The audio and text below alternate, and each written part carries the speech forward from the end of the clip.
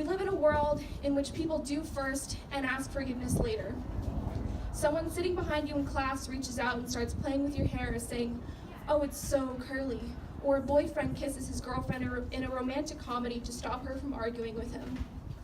The lack of consent in our society is so prevalent that it often goes unnoticed when we misuse it in daily life.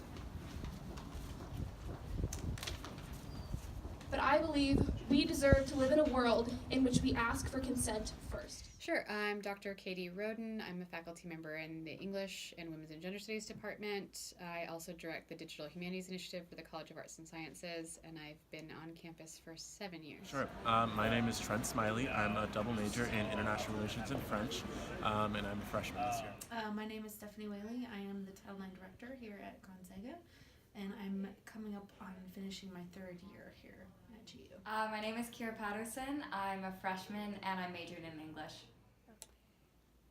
As a woman and also as an individual who works in the field of women's and gender studies, my reaction to the Me Too movement was both a sigh of relief and a note of concern, in that it has been a long time coming to have a swell of public interest in issues of sexual assaults and sexual harassment.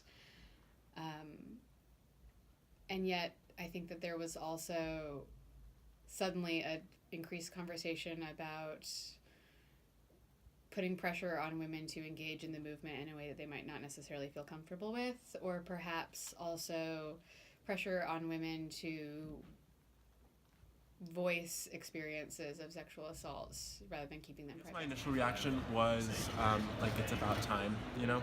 I can't remember the first time I saw it. I think I remember sensing that it was important, both because it came out of the Harvey Weinstein scandal and also because just growing up as a teenage girl, you know that so many of your friends have dealt with that. So any movement that is trying to garner solidarity amongst survivors of sexual assault struck me as a good one, even if I didn't fully understand what it was at first.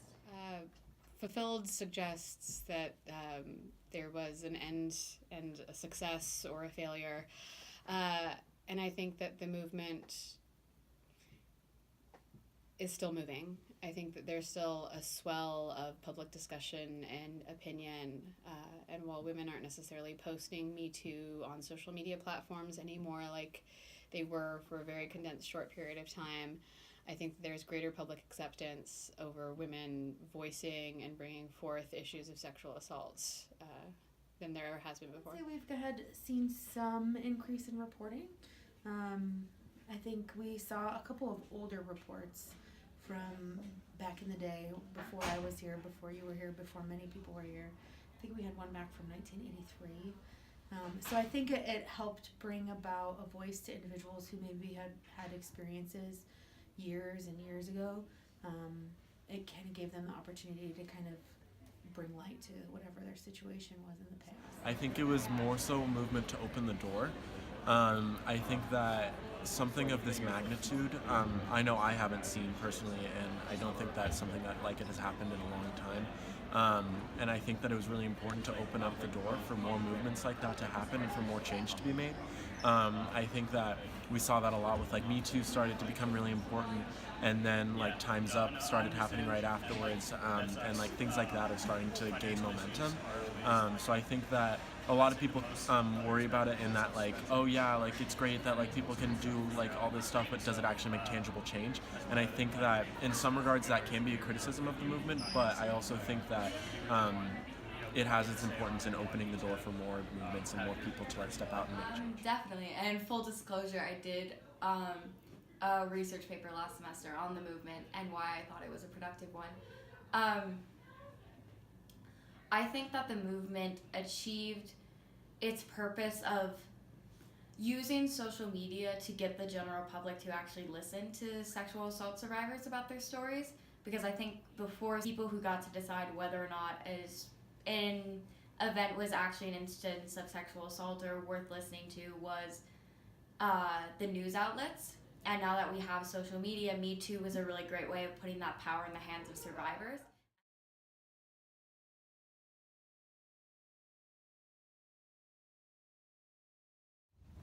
But I'm here to speak to you all today about how we can strengthen consent culture on our campus by making small changes to our day-to-day lives.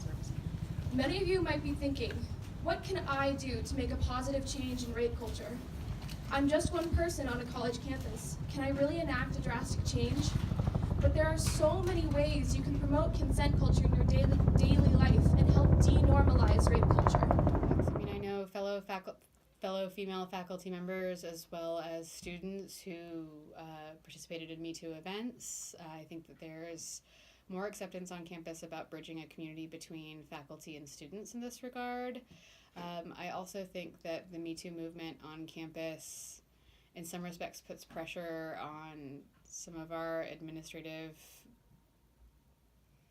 figures to recognize the ways in which student activism need to be considered on campus. I think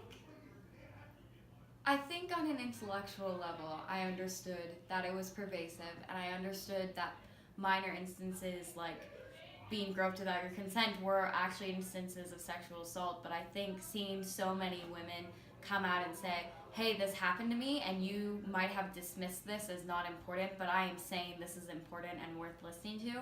Like, it transitioned me from just understanding that on an intellectual level to actually understanding the reality of how women exist within our society and what they are subjected to.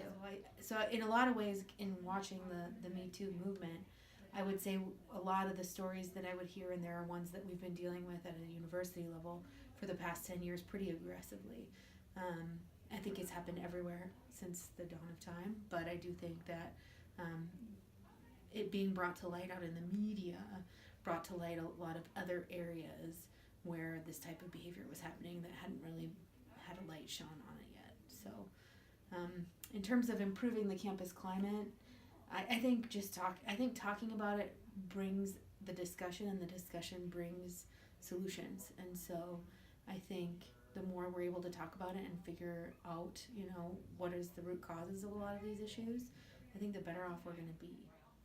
So campus culture tends to be a small microclimate of larger national cultures. So I think that one of the things that we do is embrace the level of activism that the Me Too movement has presented for women of all stripes.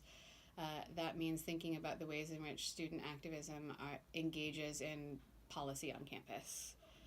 The ways in which students as well as faculty need to have equal voices in some regards as to what campus culture and campus climate and the student experience looks like.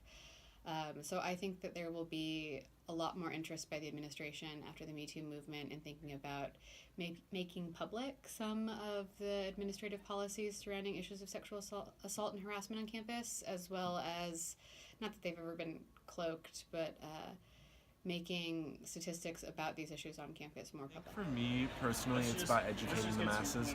I think that one thing that I like to live by and think is incredibly important is learn then teach.